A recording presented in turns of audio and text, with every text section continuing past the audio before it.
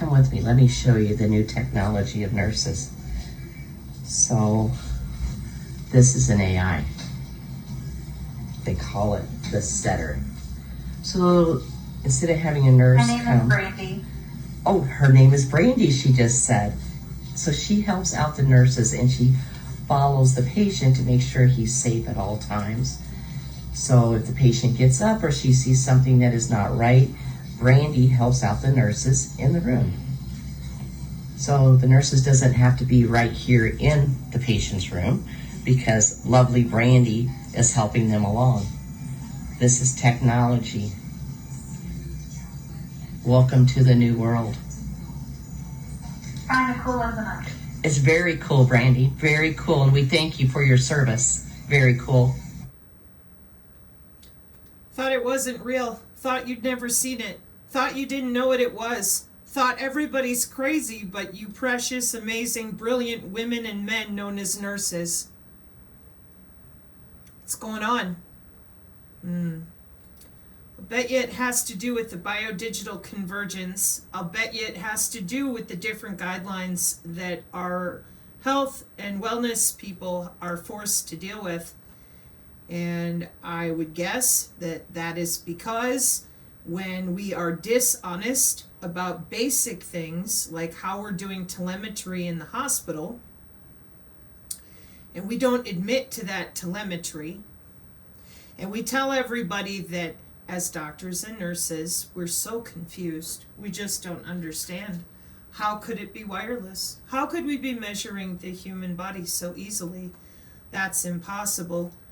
And then we spend any amount of time that we need to making people feel stupid, making people feel less than human, disavowing their questions, telling them they don't need to know that, telling them they don't need to worry about that, not letting their loved ones in the hospital. Then we didn't explain the intensivist. We did not explain using artificial intelligence on your little nurse iPads.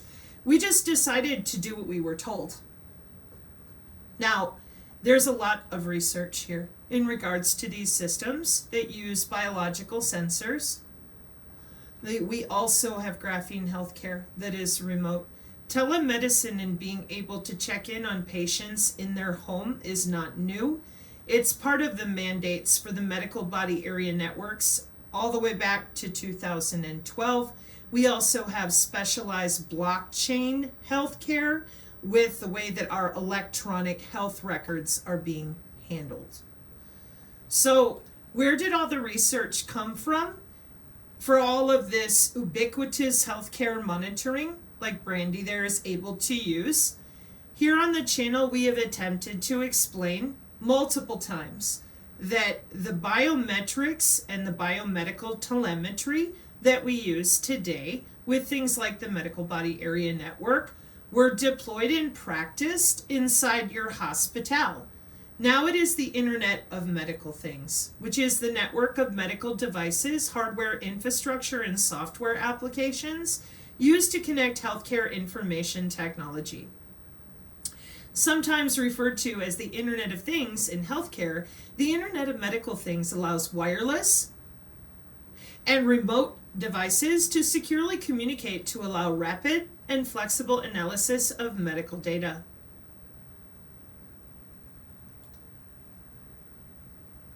This also has to do with mHealth, eHealth, and telehealth.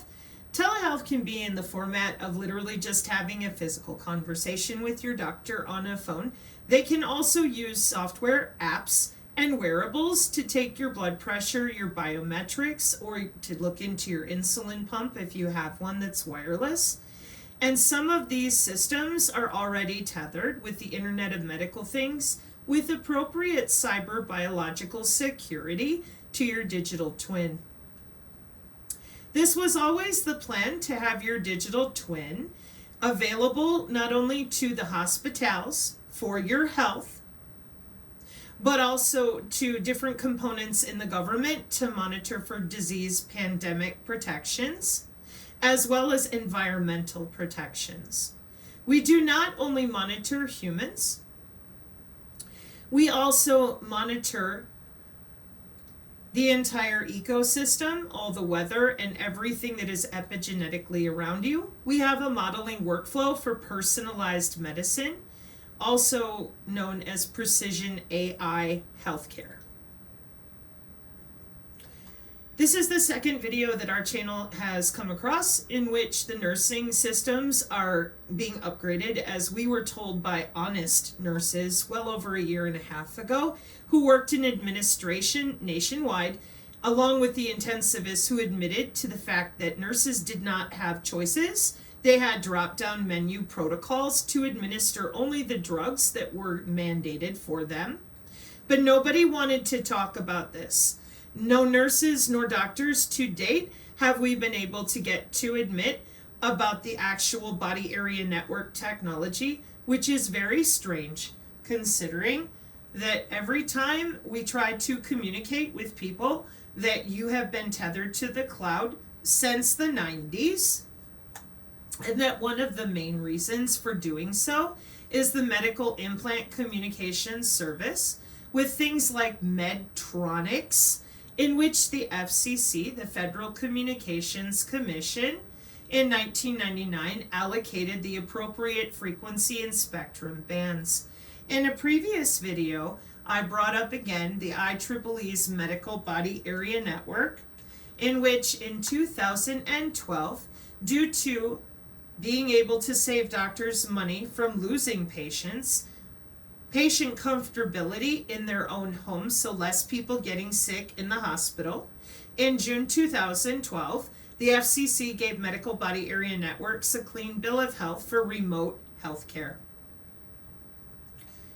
So I'm sure that we will see more of these videos as we continue forward with the biodigital convergence and the goals that it includes, which are mostly circulating around human augmentation for cyber physical systems due to the need for the ability, the need and the ability to use our sensor technology with Sensors Open Systems architecture to not only affect the air molecules, the biosphere, but any wireless drugging other human bodies, potentially other types of smart devices, because ubiquitous and pervasive monitoring is under your skin.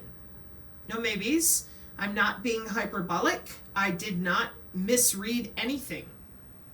Body sensor networks, which are listed here for smart healthcare, is all about help I've fallen and I can't get up, so that the monitoring for remote patient monitoring, telehealth, assisted living, hospital asset management, improved drug management, hygiene compliance, chronic disease management, and behavior modification is always 24/7 available for the smart society with the smart payments and your smart healthcare.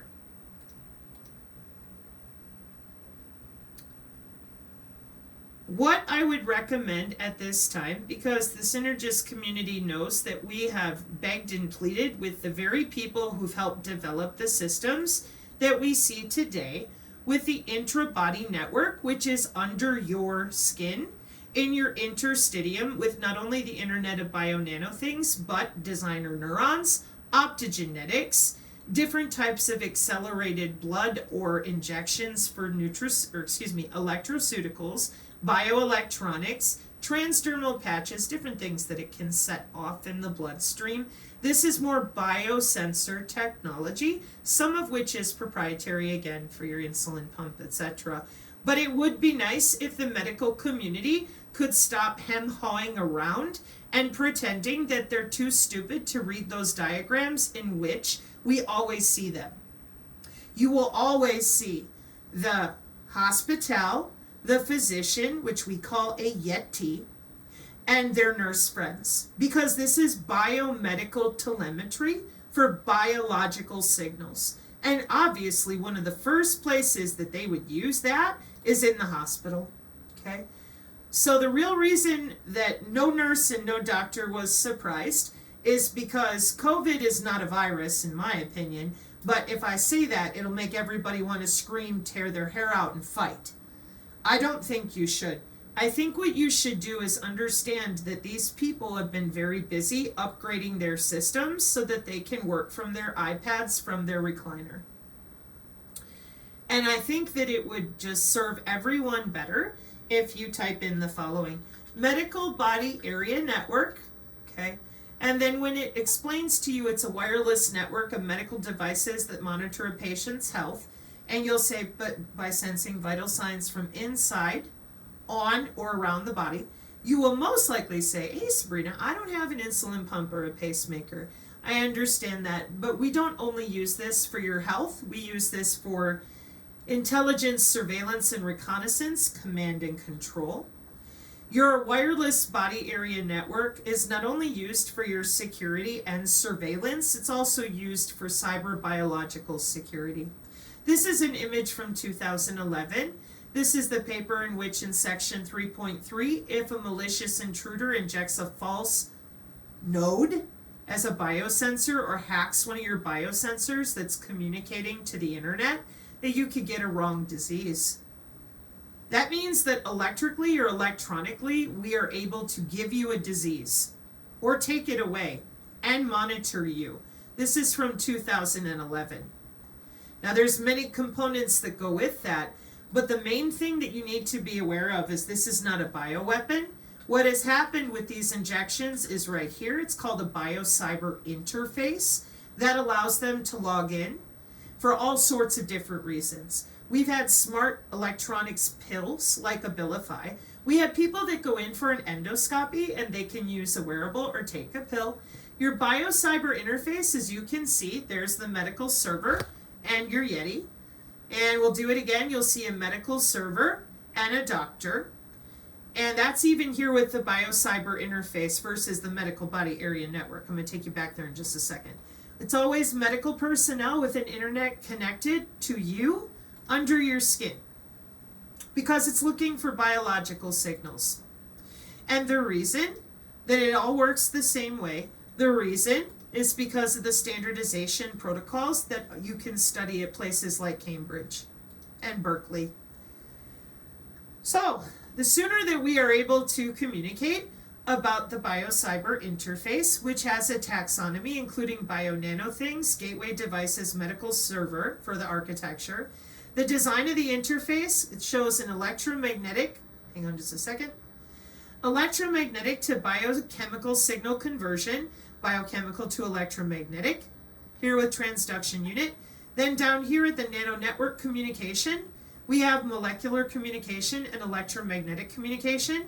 For internet connectivity, we have your Bluetooth, Zigbee, the W-band 802.15.6 is whole body, near field channel, RFID. Okay, power supply and adhesion system. Then we have the classification of the interface, electronic tattoos, transdermal patches, RFID based, biological biocyber interface, because you went out there and got your graphene vaccination, or your RNA, DNA type of interfaced, potentially nanomachines. They tested with the different companies and deployment many different ways to log into your body. Okay? So then what they've done is they've got everyone very confused about vaccines, and they won't stop arguing about vaccines, because as long as you're arguing about vaccines, then you don't understand that you're already tethered to the cloud, that development for this technology is since 1995. It's the same technology that you use with your Fitbit and your Square Pin. The problem is no longer, well, really it never was, but right now especially, it's not a passive sensing. Meaning that, well, they can only see me when I wear my Fitbit. It doesn't work that way. It's under your skin watching your biological signals like how you breathe. Now, the medical body area network is not only not going away, but it is required and mandated by law worldwide. So what I recommend people do in order to understand how ubiquitous all of this is, and it's already done, so you're not suing anybody, you're not going to make it go away, is you take the Medical Body Area Network Challenge. You type it in, you click on the Images tab, okay? And I want you to find me an image in which there is not a doctor or hospital watching you from a remote location.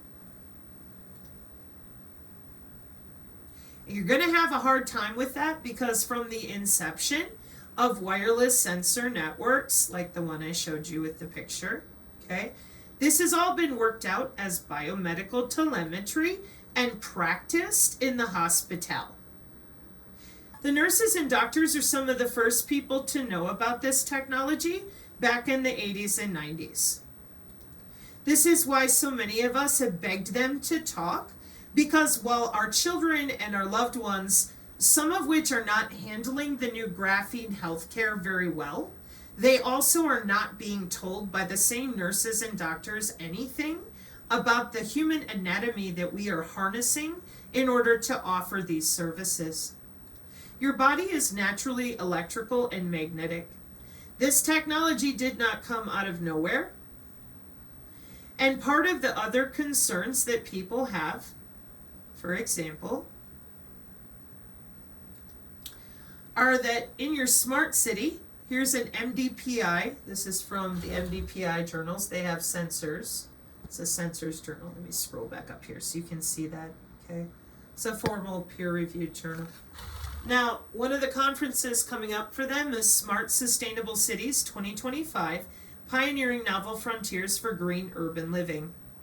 And we're delighted to announce the Smart Sustainable Cities 2025 conference, an event dedicated to pioneering novel frontiers for green urban living. Okay? And you're going to find the International Conference on Advanced Remote Sensing, Shaping Global Landscapes. We are delighted to announce the International Conference on Advanced Remote Sensing.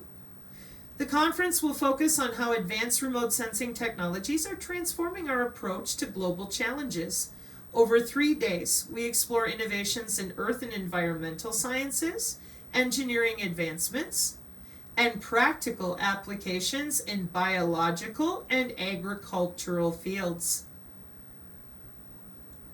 The 5th International Electronic Conference on Biosensors, May 2025. It is a pleasure to invite you to the 5th International Electronic Conference on Biosensors, organized by MDPI Biosensors.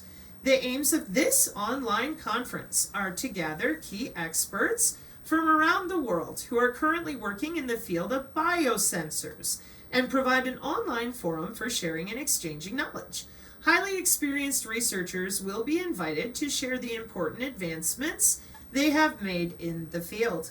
The topics of interest: artificial intelligence in biosensors, ingestible, implantable, and wearable biosensors, smartphone-based biosensors, the evolution of biological recognition elements in biosensors, nanomaterials and smart surfaces in biosensors, technological advancements in biosensor actuators, paper-based biosensors, optical and photonic biosensors. As we have illustrated, demonstrated, and shown here on the channel, the biosensors are numerous. They can be made out of your own DNA analyte derivative, or they can be made out of nanotechnology and its many, many friends and versions and shapes and types, most of which reassemble on their own. The 2nd International Conference on AI Sensors and Transducers, August 2025. The topics of interest are physical sensors, biosensors, computer vision, sensors applications, sensing system, chemical sensors, wearable, and AI again. Okay? So the reason that I start there rather than over here with biometrics enabled intelligence from our military is because with the advent of more of these AI nursing videos, and with more and more people going to human augmentation, and with the fact that they're augmenting people without telling them, I don't think anything less than the AI being in charge is what we're going to end up with. So I think it's very important to ensure that people do understand how the new healthcare strategies are being handled. There will not be any going backwards. Nobody's going to be uninstalling anything. If you put more in you, then that's what you have to deal with. Those of us who've been yelling from the rooftops that you call conspiracy theorists, our channel is here to help you as well, because we have to be able to use the same terminology as the professionals in order to bring any of this into intellectual communication. The 19th International Symposium on Medical Information and Communication Technology, May 28th to 30th, 2025, Florence, Italy. Okay, we're just going to read this scope and the list here really quick. The conference aims to foster a dialogue between the core technologies of the Internet of Medical Things and the evolving needs of telemedicine in healthcare, advanced sensor and data collection systems, AI-driven medical and self-care diagnostics, and novel methods for identifying or tracking health problems are crucial steps toward innovative and sustainable healthcare strategies. The 19th International Symposium on Medical Information and Communication Technology, to be held in Italy, May 28th, Florence, Italy, May 28th to 30th, 2025, will focus on the Internet of Medical Things, remote care, and rehabilitation technologies, and related communications and computing advancements. The theme is Designing the Future of Health. Papers are invited on topics including but not limited to the following: next generation wireless body area networks, economic, business, ethical, and legal perspectives in wireless healthcare, cutting-edge e-health and medical body area network applications, global standards and regulatory challenges, advanced medical imaging and diagnostic systems, preventive care and patient management through ICT, information communication technologies, telemedicine and remote healthcare innovations, artificial intelligence and machine learning in healthcare, excuse me, blockchain and emerging technologies for medical data, molecular communications and the Internet of Bio-Nano Things, immersive technologies in healthcare, medical innovations, and clinical applications. This is another one of those moments where the Synergist community has very little time left with their patients, with those of you that are professionals, but you're still lying about your own conferences. None of this is okay. It's not okay to be over here talking to Brandi, knowing what's going on, while telling everyone else to just line up and get injected with all these different technologies while they're not being told anything real by the medical professionals they've trusted thus far. Now let's take a look at something a little bit different. Here we have from the Office of Naval Research your funding announcements, one of which is your directed energy weapons, high power microwave. Okay, and this is an example. I'm just going to go very briefly here. I'm not going to be reading this out. The reason I'm putting this partially here with the medical information is so that we understand that when we tell people we're going to go turn off vercators, that we're going to go after high-powered microwave. And I, Sabrina, issued back to the fraud that was going on and the people pulling off the fraud.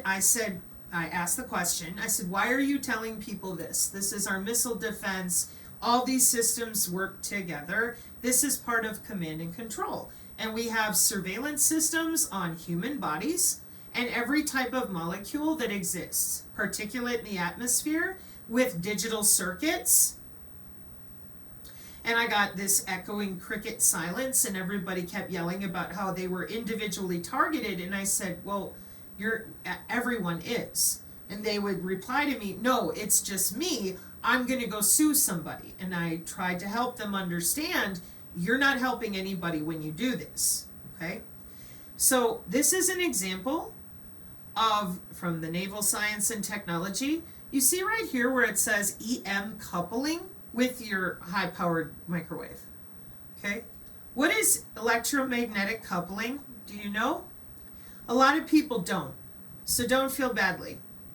Oh, hang on a second. I gotta fix my search. So what is EM coupling? It stands for electromagnetic coupling, which refers to the phenomenon where energy is transferred between two circuits or components through the interaction of electromagnetic fields. So what does that have to do with humans? Do humans emit an electromagnetic field? Yes, because the electrical activity within our bodies, particularly from organs like the heart and brain, generate a small magnetic field that can be detected with sensitive instruments like magnetoencephalography and magnetocardiography. Humans give off mostly infrared radiation, which is electromagnetic radiation with a frequency lower than visible light. Fascinating. So, electromagnetic coupling stands for electromagnetic coupling, EM coupling, which refers to the phenomenon where energy is transferred between two circuits. So when you pretend that the body is not electrical, or you pretend that you don't know why they'd be running at you in the hospital with pads, you are left wide open for electromagnetic and electronic warfare. Why? So what I did is I put in EM coupling HBC. Electromagnetic coupling in human body communication occurs when the electromagnetic field produced by one circuit element interacts with another circuit element. This interaction can transfer energy between the two elements, which can affect the operation of integrated circuits. So here on the channel, we are familiar with electroquasistatic human body communication, uses the human body's conductive properties to communicate without radiating signals outside the body. Electroquasistatic human body communication provides a more secure way to communicating among Internet of Body devices than traditional body area network devices. Interbody coupling distance. The limiting distance for interbody coupling can be conceptualized for a minimum signal-to-noise ratio at the receiver. Capacitive human body communication. The signal electrode of the transmitter is connected to the body, and the receiver is connected to the body in a similar fashion. The body provides the forward signal path, while the floating electrodes of reception and transmission pair form a return path for the signal. So what are we talking about here? We're talking about your body. Now the one that you'll recognize from the Synergy Tech Metric PDF is right there, right away with Purdue University, turning the human body into a wire. The next one is about interbody capacitive coupling for mitigation between bodies, in that with wireless healthcare, we only want to affect your body, not the person standing next to you. Excuse me. This is often where I take people to dispel the notion that the human aura, which is actually your electrical and magnetic anatomy, known as the human biofield. This is where I take people to lay that mythos to bed. If it's measurable here with our biomedical engineers who are listed in several of these papers, or IEEE EMBS right here, is going to be IEEE transactions on biomedical engineering. In the wild, interference characterization and modeling for electroquasistatic human body communication with miniaturized wearables. Okay, IEEE, medical, what are you at EMBS? Is it biology? Medicine and Biology Society, yeah. And there they are, using software to log into your body. No, you won't get a choice, and apparently no one is going to tell you. They've been at this for many years. They've been under your skin for 30 years, and we're not even allowed to talk about it. They continue to claim that what I'm showing you is somehow religious, but I cannot find anything religious anywhere with any of this. An energy-efficient technique using electric active shielding for capacitive coupling intra-body communication at the MDPI journals. So I click on it, and I'm waiting for the religion. I'm waiting for the aura. And instead I find capacitive coupling interbody communication has become one of the candidates for healthcare sensor networks. That's right. So explain it to me then. Here, let me blow this up for you. That says human body. So you have to wonder, given that this was all researched with biomedical telemetry in the hospital, why it is that so many doctors and nurses just decline to tell anybody what's going on here. Because logging in and out of bodies is business. And the sooner that humans are able to deal with that and be treated with decency and respect, the better off we're going to be. Because we're in real trouble with these people.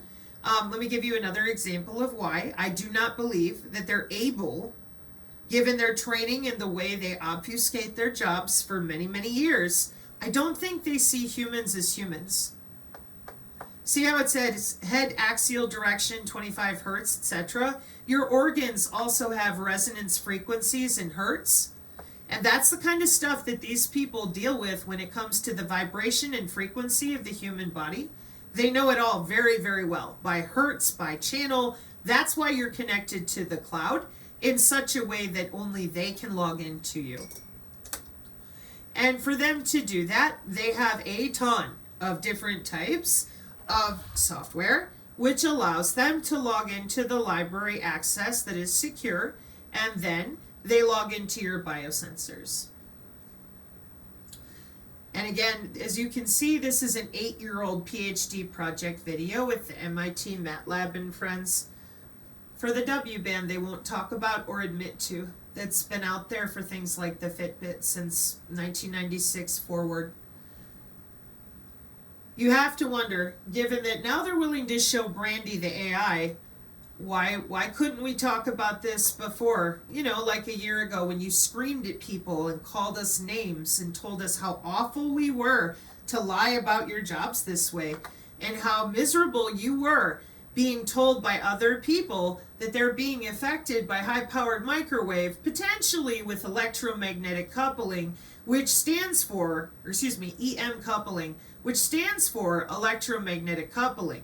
And if you click on it, you see all this stuff and go, oh, well, that's for machines. Yeah, because you didn't put in there EM coupling HBC, human body communication. And once you do, here we are, quasi-static electric field coupling area network, EQS HBC, frequency, transmission, it's all human bodies with the human biofield, because we've got to have something we're measuring here, right? Yeah. So why wouldn't you tell people that, given that every single bit of this always ends up the same way? Healthcare sensor networks, due to its positive prevailing features of energy efficiency, transmission rate, and security. Under the capacitive coupling intra-body communication scheme, some of the electric field emitted from signal electrode of transmitter will couple directly to the ground electrode, acting equivalently as an internal impedance of the signal source and inducing considerable energy losses. They're measuring this stuff. These are jobs.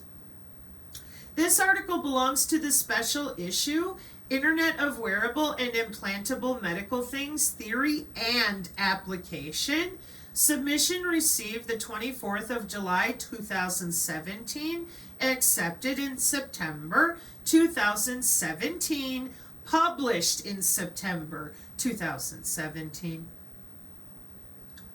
And I'll be back to talk about the finite element method as well. But I wanted to ensure that this is here for those of you that are having difficulty communicating with your professional doctor, nurse, and medical environment friends. This stuff right here, the medical device radio communication service, should be easy enough for them to talk about. If it's not, and they still look at you sideways, maybe you could try asking them about the biomedical telemetry in their hospital. If they still look at you like you have two heads, then maybe you can bring them here and say, so tell me how that CT machine works. Tell me how your MRI machine works. And maybe they'll say, well, I'm not a radiologist, so I can't tell you. So then you could ask them, could you tell me what the resonance frequencies of human organs are and how that relates to telehealth? Precision AI healthcare? Communication is important. When we trust you to be our healthcare providers, and we understand that these are professional conferences, there's nobody here making anything up, constructing websites. We're not on a blog. These are professionals from multiple universities, and these are international conferences for international smart, sustainable city goals. That affects everyone. So it's time to start being accountable to your jobs. If it's good enough for you to go to the conference and learn how to log into under people's skin at the Hilton with biomedical circuits and systems, it's your job for biomedical technologies, biosensor devices and interface circuits, body area sensor networks and wireless health monitoring, implantable and wearable, etc., etc. Where are you? Why is it that you are still doing this to our channel? We're the ones trying to help people understand, so when they find out for real with the digital ID, they're a little less upset. I can assure you, those of you who think this is, excuse me, that this is the greatest thing you've ever seen, it'll fix everybody's problems. It's called under the skin surveillance, and they didn't ask. And the reason they did not ask is also fairly important. I'll be back with this on the next video for those of you interested in biometrics-enabled intelligence. The reason that they didn't ask anybody about what they're doing here is because they don't have to. The Agenda 2030 goals are very clear that the goal is human augmentation. And nobody bothered to talk about it, that the GDP of each individual nation here in good health and well-being, it was decided that human augmentation would be instituted with the soft robotics application of biosensors. IEC Seg 12 with the global human augmentation market share. And if you Google any of that in any browser, you're going to find all sorts of responses about how much money is being dumped into life extension, because don't you want to live forever, have enhanced intelligence, be prettier or more handsome, extreme aging, and all the ubiquitous and continual monitoring. And again, if you didn't want to be involved, they don't care. To read that for yourself, you click on this blue link right here, and I think it's page 8 or 9, where they describe to you that the human augmentation technologies would be decided on the basis of national GDP, national security, and national prosperity. And while they appreciate in more democratic countries, ethicists and public opinion would want to pipe up due to the nature of national security, national GDP, and national prosperity, public opinion and ethicist voices would not be included in the decision making. So if you're wondering, what was that big bio-cyber interface all about? Why is it that Brandi, the AI nurse, is now here? Well, that's because your doctors and nurses have been working this since the 90s, bare minimum. They all know what they're doing. They used to put RFID chips in humans too. Some people took those out. Some people didn't. Some people never found out what had been done to them by some of the folks that work with radio frequency people who they're on the down low with the business they do. Hackers, same thing. So the sooner you understand that your body is legitimately tethered to the cloud, the sooner you can assess your situational awareness and see how much further you would like to be augmented. Their goal is mechanoid. They want humans as biological, as little as possible, and more synthetic or mechanical. It's not a joke. Please see other videos. I'm very sorry, but that is their post-humanism plans and goals, financially as well. So I think we had better start talking about these body sensor networks and the wireless sensor networks that go with them for remotely modifying the behavior of our loved ones. It's just part of the same smart societal goals. And the Internet of Behaviors went live in January of 2023. Mark 5:36, amen.